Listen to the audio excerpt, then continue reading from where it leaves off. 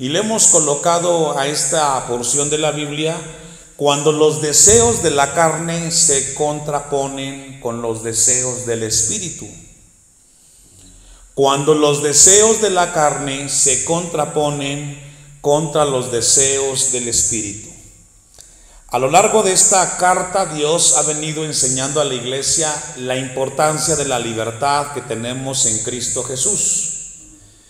Tenemos nosotros tres luchas como cristianos. Esto es bien importante tenerlo presente en nosotros. Tenemos tres frentes contra los cuales luchamos los cristianos, los hijos de Dios. Número uno, luchamos contra nosotros mismos, contra los deseos que tenemos en nuestra naturaleza.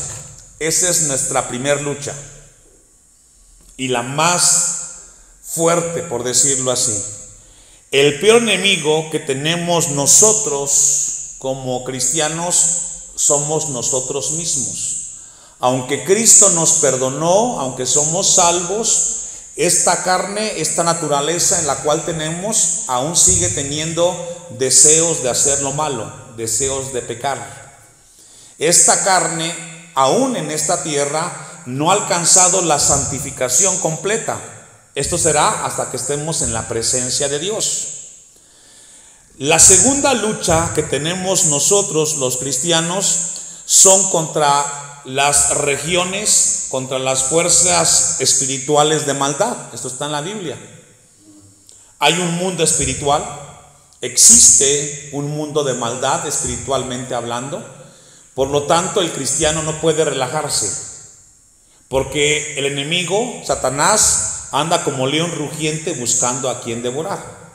El cristiano que se relaja y descuida su vida espiritual, deja de orar, deja de leer la Biblia, con el paso del tiempo comenzará a ser presa fácil del enemigo y pronto será arrastrado a un lugar muy lejos de Dios. Número 3, tenemos una lucha también contra el mundo, contra las ideas, contra el pensamiento, contra las presiones que vemos constantemente en la sociedad en la cual vivimos. Y hoy más que nunca la tenemos tan cerca a través de los dispositivos, de las redes sociales. Vemos a través del Facebook, de Instagram, de los noticieros, cómo el mundo quiere impactar a toda la sociedad, incluyendo al cristiano, a través de las modas, a través del lenguaje, a través de la recreación, a través de la seducción, de vivir para el aquí y para el ahora. Esos son los tres frentes que tenemos usted y yo como cristianos, luchas constantes. Cuando entendemos esto, nos damos cuenta cómo es que algunos cristianos están fracasando en su vida espiritual. Cómo muchos cristianos el día de hoy han abandonado las filas del evangelio, están en sus casas haciendo todo menos buscar a Dios. Y vemos así como el cristiano se ha ido alejando de las cosas de Dios. Ahora, necesitamos entender con mayor énfasis estas tres luchas. Esta lucha es continua y no es de ahora, hermanos, siempre ha existido. Satanás es un enemigo vencido, no perdamos de vista eso. Pero sigue siendo tan sutil como en el pasado y sigue engañando de la misma forma a los cristianos. Y los cristianos siguen cayendo en las mismas artimañas del enemigo. En Génesis, capítulo 3, vamos a ir a Génesis, capítulo 3, y vamos a ver cómo comienza todo esto y cómo desde el principio vemos cómo el hombre cada vez ha ido alejándose del Señor. Y encontramos en Génesis capítulo 3, un pasaje que hemos leído, lo sabemos muy bien de memoria. Versículo 6. Sabemos la historia. Dios le dice a Adán y a Eva que no coman del árbol de la ciencia del bien y del mal. Satanás entonces viene sutilmente y le susurra a Adán y a Eva y les dice que eso no será así. Versículo 6, y vio la mujer que el árbol era bueno. ¿Cómo vio el árbol? Atractivo. Siempre el pecado, hermanos, será atractivo a los ojos de los hombres. El pecado nunca se mostrará tal cual es. El pecado siempre se va a disfrazar de algo atractivo, de algo que se va a disfrutar. Y si no, pregúntale al que adultera, ¿cómo ve a la mujer ajena? Como algo atractivo. Está con una mujer diferente, pregúntale al que roba, ¿cómo ve lo que va a robar? Lo ve atractivo, no lo ve como algo malo. Entonces el pecado siempre se va a disfrazar de esta forma, de algo bueno, de algo atractivo. Y dice la Biblia entonces que era agradable a los ojos ¿de quién? De Eva. Y árbol codiciable para alcanzar la sabiduría, y tomó de su fruto y comió. Y dio también a su marido, el cual comió así como ella. Es decir, el pecado no solamente te afecta a ti, va a afectar a tu esposa, va a afectar a tus hijos. Siempre tengamos presente esto, hermanos. No es tu vida, no es tu decisión. Tus decisiones afectan a terceros y a los que más amas. Siempre tengamos presente esto, hermanos. La caída afectó profundamente a Adán y a Eva y a todos sus descendientes, que somos nosotros. Usted y yo en el siglo XXI también perdimos muchas habilidades, espiritualmente hablando. Y una de ellas es que este acto trastocó al ser humano, que hemos perdido la noción de conocer a Dios tal cual es. El pecado nos ha afectado y tenemos que entender eso, hermanos, profundamente. Dice la Biblia entonces que después de este acto, versículo 7, entonces fueron abiertos los ojos de ambos y conocieron que estaban desnudos. Entonces cosieron hojas de higuera. Y esto nos habla que cuando el hombre peca, busca resolver el problema, el pecado, a su manera, antes de buscar a Dios. Y esto es repetitivo. Son muy pocos, al menos yo no conozco a un cristiano que haya fallado y que diga: pastor, estoy mal delante de Dios, me equivoqué delante de Dios y quiero reconciliar mi vida con el Señor. ¿Qué hacen? Primero le preguntan a la esposa, al vecino, a alguien más, y a Dios es al último que consultan. Esto es repetitivo con el pecado, hermanos. El hombre, queriendo arreglar su problema por sí solos, y se hicieron delantales. Y oyeron la voz de Jehová, Dios, que se paseaba en el huerto al aire del día, y el hombre y su mujer, ¿qué hicieron? Lo primero que hace el cristiano en el siglo XXI después de que pecas, no vienen al templo. Ya no vienen a los cultos. Encuentran 1000 razones para no asistir. El hombre pierde la sensibilidad de estar cerca de Dios cuando cae en pecado. Perdemos como seres humanos nuestra habilidad de conocer a Dios. Y ni siquiera nos percatamos de eso, hermanos. Por eso Dios tiene que revelar a nuestra vida espiritual que tenemos que regresar a ese tiempo de comunión con el Señor. Originalmente en el Edén, Adán mantenía una perfecta visión de lo que Dios era. Adán y Eva sabían que eran creación de Dios. Hoy usted y yo sabemos que todo lo malo que existe, hermanos, en el hombre es por esa causa. Dice la Biblia entonces que tenemos que tener cuidado y tener presente siempre eso, hermanos. Con eso en mente vamos a regresar a el libro o a la carta de Gálatas, capítulo 5, y vamos a ver cómo el apóstol Pablo, teniendo presente el momento en el Génesis, habla a los hermanos en Galacia acerca de la lucha que existe en la vida del cristiano y cómo eso tiene vigencia hasta nuestros días. Primero le dice esta exhortación a los hermanos: digo pues, andad en el Espíritu.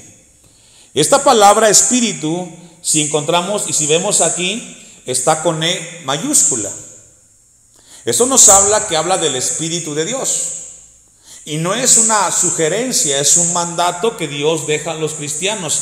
Y andad habla de un caminar constante. La vida cristiana no es de momentos, hermanos. La vida cristiana no es de temporadas. No es cuando sientas vivir para Dios. La vida es todo el tiempo. La vida en Cristo es hasta que Él venga por nosotros o vayamos a su presencia. No existe tiempos o espacios. Por eso es que yo no logro entender. Bueno, sí entiendo. Cuando veo cristianos intermitentes, puede ser que ese cristiano no haya nacido de nuevo. Y no es por falta de conocimiento que el cristiano no busca a Dios, es porque no hay voluntad de sujetar su orgullo y obedecer a Dios. Entonces aquí Pablo les habla a los cristianos y les dice: anden en el Espíritu. ¿Y qué significa andar en el Espíritu según la Biblia, hermanos? No está hablando de que andemos en una vida fuera de este mundo, solamente cantando a Dios, solamente orando, no. Significa viviendo la voluntad de Dios. Eso significa andar en el Espíritu, obedecer a Dios, obedecer su palabra. Eso es todo. Cuando un cristiano anda en el Espíritu es porque está obedeciendo, está procurando en su vida obedecer a Dios. Y luego dice: y no satisfagáis los deseos de ¿qué, hermanos? La carne. ¿A qué se refiere Pablo aquí, los deseos de la carne? Esta palabra starx en el griego, aparece 147 veces en diferentes maneras. 147 veces aparece esta palabra en el Nuevo Testamento y se refiere a la naturaleza caída que peca y no quiere obedecer a Dios. A eso se refiere la palabra carne. Hemos sido redimidos, sí, pero aún estamos en esta carne. Yo le hago una pregunta a usted y usted honestamente la contesta en su mente. ¿Tiene lucha para venir al templo los días de culto? Honestamente sí. ¿Por qué? Porque tienes que dejar lo que estás haciendo para buscar a Dios. Y la carne quizás está cansada. Y la carne quizás tiene otras cosas más importantes, según ella, que estar aquí en la casa de Dios. Y tenemos lucha. La carne no quiere escuchar a Dios, hermanos. Ahora usted y yo, que somos cristianos y en Cristo Jesús, sujetamos la carne y decimos: el día de culto y voy a la casa de Dios. Y por eso estamos aquí.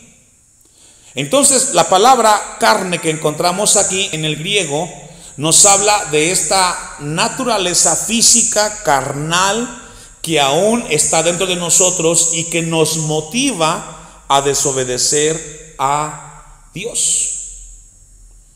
Andar en el Espíritu. Dice otra versión: por eso les digo, dejen que el Espíritu Santo los guíe en la vida cristiana. Entonces hay indicación de que tenemos que vivir y andar en el Espíritu y caminar en el Señor. Vamos a ver algunos ejemplos. Tito capítulo 2 versículo 12. Vivir por el Espíritu, en lo que busca usted, Tito 2:12. Vivir en el Espíritu es un imperativo que nos habla que el cristiano tiene el deber continuo de vivir todos los días acerca o en la voluntad o en la obediencia a Dios. Mire cómo lo explica Tito. Bueno, Pablo le escribe a Tito y le dice lo siguiente: enseñándonos que, renunciando a la impiedad y a los deseos mundanos, vivamos en el 2024 ¿cómo? Justa y piadosamente. Hermanos, tenemos que darnos cuenta que hay una lucha siempre entre nosotros, y Tito dice: tenemos que renunciar a la impiedad. ¿Qué significa la impiedad? El no respetar a Dios. el no honrar a Dios. Hoy hay mucha impiedad. ¿Y sabe dónde, hermanos? En los cristianos de las iglesias. Porque el que está allá afuera, hermanos, a veces tiene más temor y más reverencia y respeto de Dios que los mismos cristianos. La palabra impiedad habla de no respetar. Es día de culto, no importa que no vaya. No pasa nada. Si hubiera piedad, si hubiera temor, estos tiempos se respetarían más. Yo pregunto, ¿por qué la gente se llega temprano al trabajo? ¿Qué acaso Dios es menos que el trabajo? Parece que sí, para algunos. Y luego dice el 13, aguardando la esperanza bienaventurada y la manifestación gloriosa de nuestro gran Dios y Salvador, ¿qué, hermanos? Es decir, mientras estemos esperando que Cristo venga por usted y por mí o partamos a su presencia, tenemos que renunciar a este mundo pagano, a este mundo carnal, pasajero, y tenemos que vivir justamente, hermanos. Yo no sé si usted, hoy que estamos ya en esta etapa de la vida, soy muy consciente de que la mejor vida es la vida en Cristo, hermanos. No hay otra. De manera que nosotros podemos vivir de una o de dos maneras. No hay tres. Podemos vivir rindiendo nuestra voluntad a Dios y por tanto caminar en el Espíritu, o vivir conforme a los impulsos pecaminosos de la carne. No hay más. Solo hay dos caminos. Y nadie lo obliga, usted decide. Mientras más tropiezos tengas, tienes que entender que es porque desobedeces a Dios. Repito, mientras más tropiezos tengas en tu vida, debes de entender que son evidencias que constantemente estás desobedeciendo la palabra de Dios y que estás viviendo conforme a la carne y no conforme al Espíritu. Cuando un cristiano se equivoca una y otra y otra y otra vez, es una señal que ese cristiano está desobedeciendo a Dios y que está viviendo carnalmente, hermanos.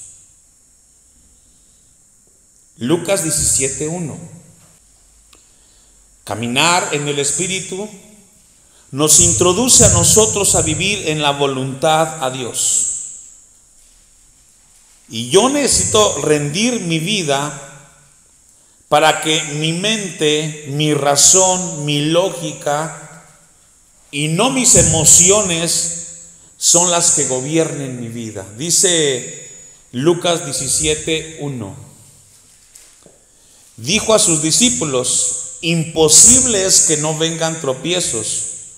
¿Qué dice al final? Mas hay de aquel porque vienen tropiezos. Jesús enseña y dice en su palabra que en la vida habrá obstáculos, habrá cosas y momentos en la cual la gente tropiece, pero hay de aquel por quien vengan esos tropiezos. Y aquí tiene que ver con los cristianos, y yo veo esto recurrentemente con los padres. Muchas veces, en lugar de empujar a sus hijos a las cosas de Dios, son los que dicen, ¿y para qué vas al culto? Vamos solamente una vez a la semana, hermanos. Los cultos, las reuniones, no es cuando tú tengas ganas, es cuando Dios establece los tiempos de comunión y de reunión. Y la palabra de Dios dice, hay tropiezos, vendrán problemas y dificultades, pero procura que tú no seas el tropiezo de tus hijos o de otros.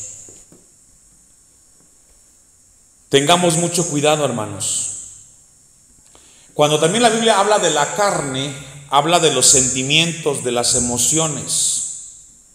Ahora, Dios también nos dotó como seres humanos emociones, impulsos. Pero tenemos que ser muy cuidadosos y hacer uso del dominio propio. Miren lo que dice Pablo en 1 Corintios 10:23. Lo que yo siento, mis emociones y sentimientos no se me dieron para tomar decisiones cuando yo quisiera. Que pudiéramos recordar eso de Dios. Me dio emoción y sentimiento, pero no para tomar decisiones fuera de la voluntad de Dios. Dios me dio la razón para tomar decisiones. Mi emoción es ese sentimiento que muchas veces se contrapone con lo que Dios nos manda en su palabra. Y yo necesito sujetar mi emoción, mi sentimiento a la palabra. Pablo lo dice así, en 1 Corintios 10:23. Todo me es lícito. ¿Sí dice eso? Es decir, yo puedo hacer lo que yo quiera. Todo lo que el mundo hace, yo lo puedo hacer. ¿Tengo ese derecho? Sí. La pregunta es, ¿edifica? ¿Conviene? Dice el texto, pero no todo conviene. Todo me es lícito, pero no todo edifica. Dice otra versión este texto, algunos de ustedes dicen, yo soy libre de hacer lo que quiera. Claro que sí, pero no todo lo que uno quiere conviene, ni todo fortalece a la vida cristiana. El tema de la música. ¿Puedes escuchar la música de Vicente Fernández? Sí. ¿Debes? No. ¿Por qué? Porque no te edifica, no te conviene. Cuando nosotros rendimos nuestros sentimientos y emociones a Dios, entonces dejamos de que Dios hable a nuestras vidas. Jesús dijo en Mateo, no lo busques, 5:13, que somos la sal de esta tierra y somos la luz de este mundo. El mundo se deja guiar por las emociones. El ser humano hoy se deja gobernar por los impulsos de sus sentimientos.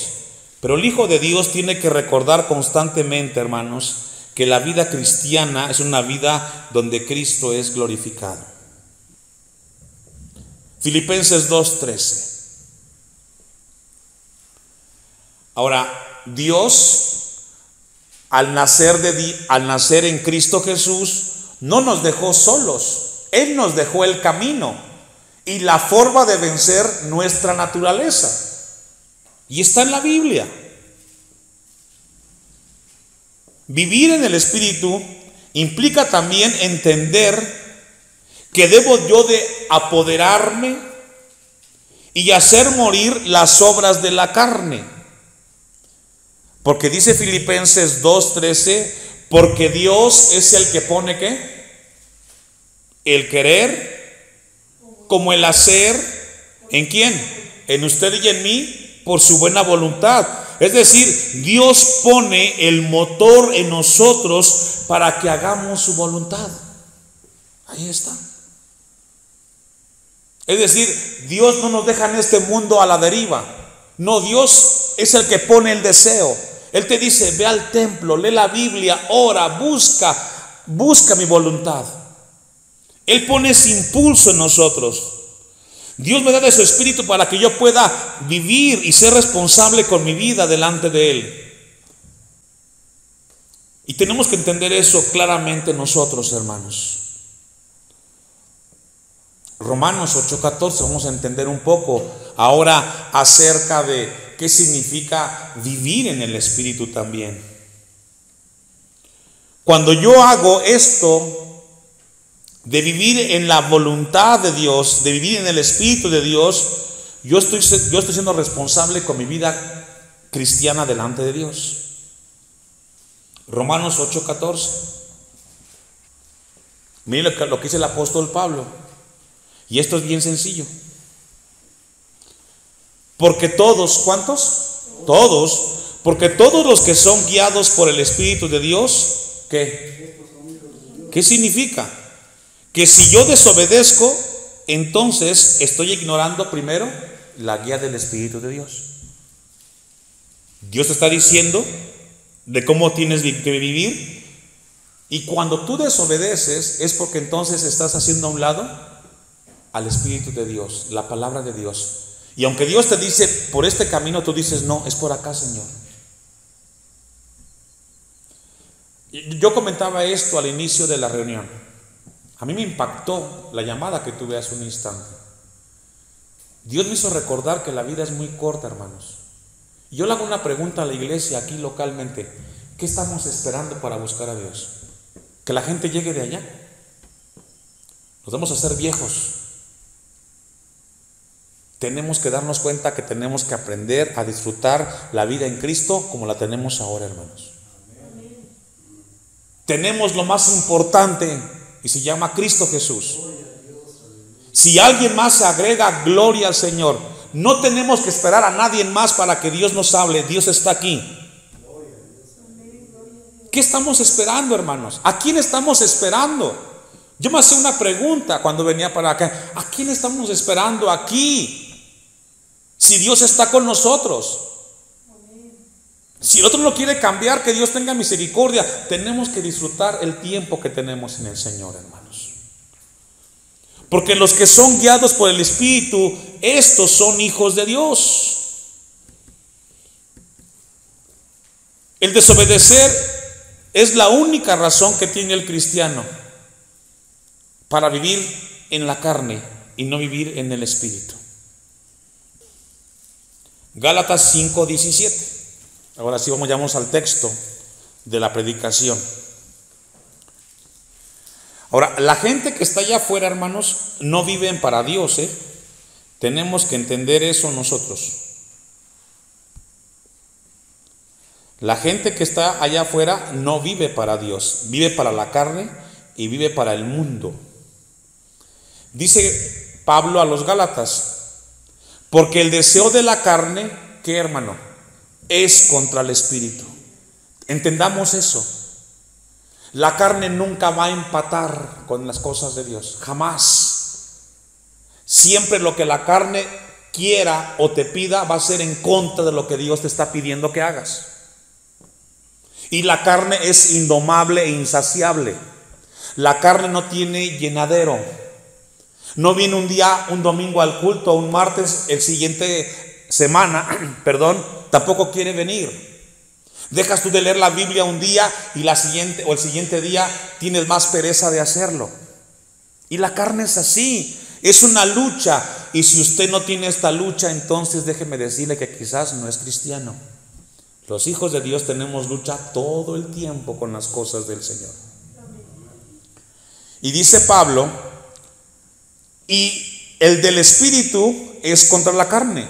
Nunca van a ir caminando juntos.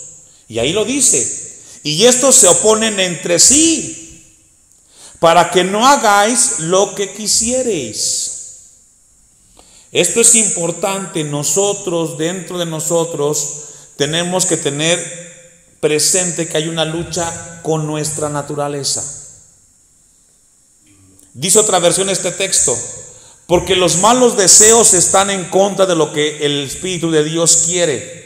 Y el Espíritu está en contra de los malos deseos. Por lo tanto, ustedes no pueden hacer lo que se les antoje. Ahora, ahí mismo, Pablo nos da una lista de cómo actúa la carne. Leamos. Versículo 18. Todo lo que vamos a leer ahorita, y falta todavía más, son actividades, acciones donde la carne está actuando. Dice el 18, el 19, y manifiestas son las obras de la carne. Aquí carne es naturaleza pecadora, caída, que aunque somos cristianos, estamos también inmersos ahí. Y da la lista. ¿Cuáles? El adulterio. Alguien que está adulterando y que viene a la iglesia, está viviendo en la carne, hermanos. Y tiene que darse cuenta que eso no le agrada a Dios. Fornicación. ¿Cuál es la diferencia entre el adulterio y la fornicación? El adulterio es el acto que comete el hombre o la mujer cuando están casados. Fornicación es cuando alguien, antes de casarse, tiene relaciones sexuales. Es fornicación. Yo tenía una pregunta de un hermano que me decía, pero yo ya le pedí perdón a Dios. Bueno, demuéstralo. Y me dice, ¿cómo? Te voy a decir cómo. Si tú has leído la carta a Filemón, ¿se recuerda la carta a Filemón? ¿De quién habla? De Onésimo. ¿A quién le robó? A Filemón. Dice la Biblia que Onésimo se fue a Roma. Y en Roma encontró a Pablo cuando estaba en la cárcel y le habló de Dios.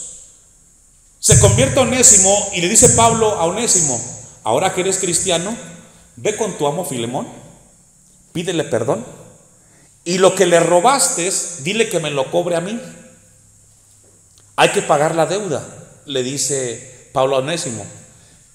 Ahora, Roma estaba a 1500 kilómetros de distancia donde estaba Filemón. ¿Sabe qué hizo Onésimo? Viajó de Roma a donde estaba Filemón y le pidió perdón a Filemón. Y le dijo: cuánto te debo, y lo que debo te lo voy a pagar. ¿Cuál es la moraleja de la historia? Si tú pecaste, Dios te va a pedir que te pongas a cuenta con Él y con el prójimo. Nada que ya le pedí perdón a Dios. No, tiene que haber evidencia de ese cambio, hermanos. Porque si no, entonces te estás engañando. Sigue la lista diciendo: inmundicia, todo aquello que no agrada a Dios. Laxivia. ¿Qué es la laxivia? Ese deseo desmedido sexualmente distorsionado. Idolatría. La gente que busca este tipo de cosas, de idolatrar. Ahora, esto no es exclusivo de la gente que no es cristiana. También dentro de las iglesias hay mucha gente que idolatra a los hijos. Su trabajo es más importante que Dios, los hijos son más importantes que Dios, pero Dios dice que Él no comparte su trono con nadie, hermanos. También dice la Biblia, hechicerías, y aquí entra el zodiaco y todo ese asunto de los caracoles. Enemistades, pleitos, celos, iras, contiendas, disensiones, herejías, envidias, homicidios, borracheras, orgías, y fíjese lo que dice aquí Pablo, y cosas semejantes. Es decir, la lista es muy extensa. Todo eso, hermanos, son impulsos de la carne, y no es la voluntad de Dios que un cristiano esté incurriendo constantemente en esos actos. Concluimos. Mateo 6:24. Y concluimos aquí. Y lo espero porque sí es importante que tengamos presente este texto. ¿Ya lo tiene? Ninguno. ¿Cuántos? Es decir, no existe la posibilidad. No existe, humanamente hablando, que un cristiano pueda estar en el mundo y en las cosas cristianas. Ninguno puede servir a dos señores, porque aborrecerá al uno y amará al otro. Y esto es muy evidente, hermanos. Yo lo veo como pastor muy fácil. El que es hijo de Dios está siempre en las cosas de Dios. El que no es cristiano, hermanos, está más en las cosas de allá afuera o cualquier otra cosa, y lo de Dios está en segundo lugar. Y así diga él que es cristiano, eso es una automentira que tiene esa persona consigo mismo. Porque quedas mal con alguien, y con el que quedas mal es el que amas menos. Y esto nos habla de nuestra vida, hermanos, cristiana. Jesús entonces dice: estimará al uno y menospreciará al otro. Es decir, le dará más valor a uno y al otro no. Buscará más de Dios o no buscará de Dios, buscará más del mundo, de los placeres.